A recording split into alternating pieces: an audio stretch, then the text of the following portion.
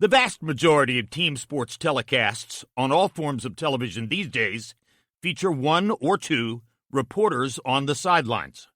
But it wasn't always that way. Through the early 1970s, baseball, football, and basketball broadcasts signed on with two, usually ancient, talking heads filling the frames that greeted audiences, until ABC executive sports producer Roone Arledge had another idea.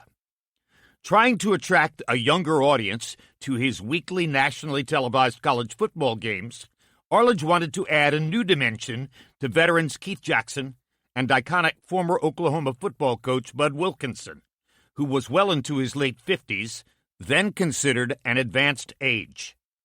Arledge invented the idea of having a college-age reporter on the football sideline. He conducted a search of college campuses around the country, and ABC wound up with 432 candidates. That number remains indelible in my mind, since I was among them and one of the two who got the job at the age of 25.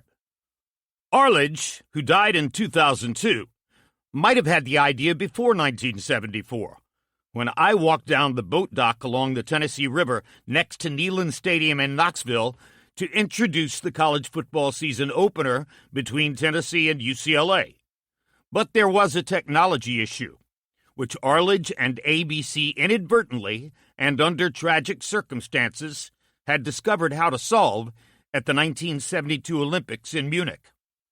Howard Cosell and Peter Jennings were in West Germany covering the Summer Olympic Games when 9 Israeli athletes were kidnapped and 2 murdered by the Black September Palestinian militant organization. The broadcasters were pressed into the most challenging assignment of their careers. They wanted to get closer to where the athletes were being held hostage to film what they saw and broadcast it live to a national audience. Cosell and Jennings were harping about the inability of any kind of broadcast signal to penetrate structures like the concrete walls in Munich.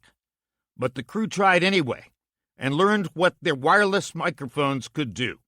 They were able to get the story back to the production truck and on to America from there.